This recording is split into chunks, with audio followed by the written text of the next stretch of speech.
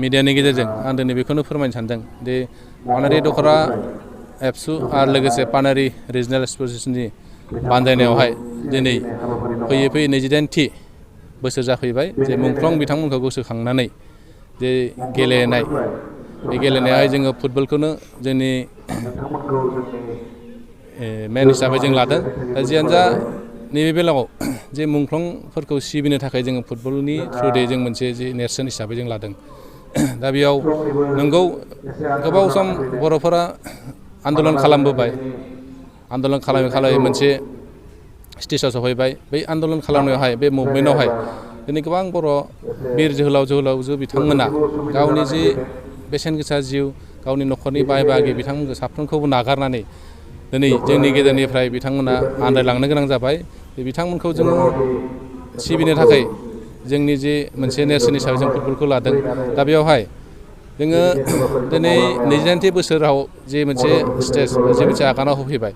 आं बेखौनो खावलायनो सानदों जे इयुननि जे लाइमोन बा इयुननि जोंनि बर' माहारिनि जे जेनेरेसन बिथांमोनाबो जाहाथे जों जेरै जि समसिम सिबिदों हानायसिम इयुननि समावबो बेबायदि अराय गोथाङै बिथांमोननि मुंखौ लाखिबाय थागोन आरो बे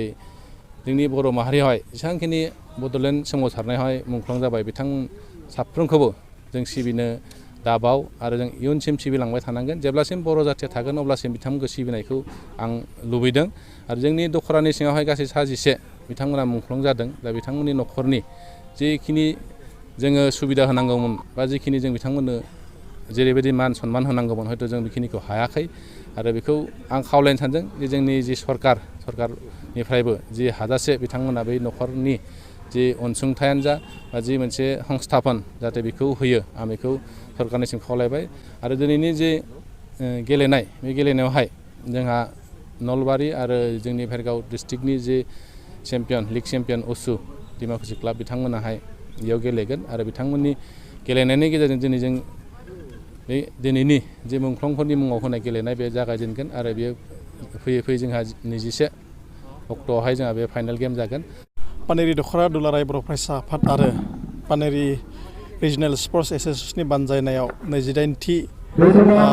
बड'लेण्ड मुंख्लं गोसोखां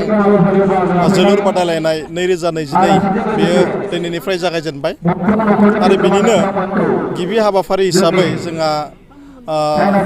दुलाराय बर' फरायसा आफादनि जे फिरफिला बिरहोनाय लोगोसे पानेरि रिजनेल स्पर्ट्स एसोसिएशननि जि जाथा बिरहोनाय आरो मुंख्लं बावनाय हाबाफारि गिबि हाबाफारि बे हाबाफारिखौ जोङो दिनै मावफुंबाय दा बेजोंनो लोगोसे जोङो दिनै जे जोलुर बादायनाय बे हाबाफारिया जोंहा जागायजेनबाय आरो दान्दिसे समनि उनावनो दिनै डिमाकुसि जे उसु गेलेमु हानजा आरो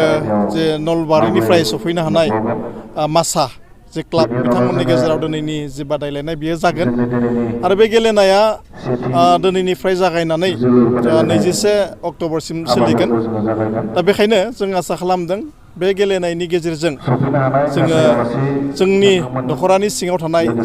जे थांनाय गोलाव सम बर'फोरनि जि मोनसे अस्तित्वखौ लानानै बड'लेण्ड सोमावसारनाय बे सोमावसारनायाव जे पानेरि दख'रा दुलाराय बर' फरायसा आफादनि सिङाव 16 बिर जोहोलावजो बिथांमोना मुंख्लं जादोंमोन दा बिथांमोननि गोसोखांथियावनो जोङो बे बादायनायखौ होनाय जायो लोगोसे